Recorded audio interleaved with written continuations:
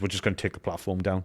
Yeah. So one, no one can to protect kids. We won't take down sites. Yeah. We won't take down Snapchat, but we'll take down X because to protect children. Yeah. Like, I think it was Benjamin Franklin that said that those who are willing to trade security for freedom deserve neither. Yeah.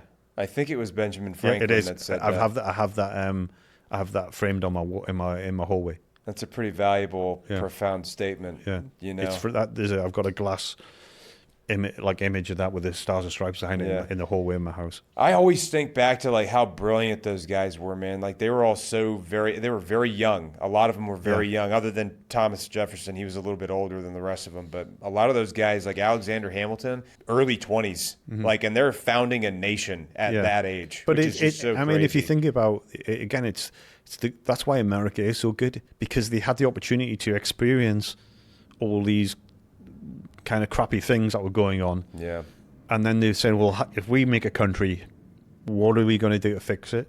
Yeah. Well, we need the freedom of speech. We need to be able to protect ourselves. We need something in place. You know, to the whole good old line is we need the first and most important one has to be protected by the second. Yeah. Well, that's one of the reasons we're here, is for a convention that's, you know, advocating for the Second Amendment. You know?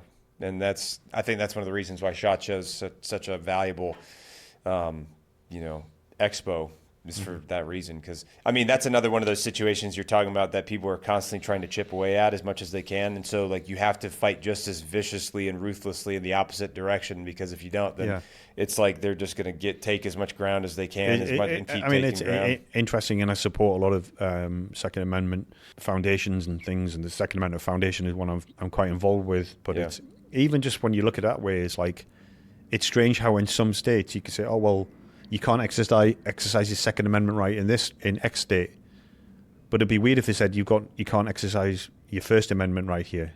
No one would think.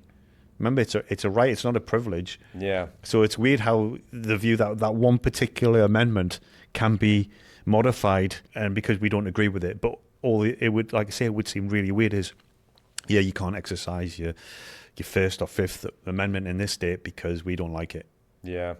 But it's acceptable to do it for one other. Well, the problem is that I've seen the most recently is the fact that people conflate, or they confuse the First Amendment.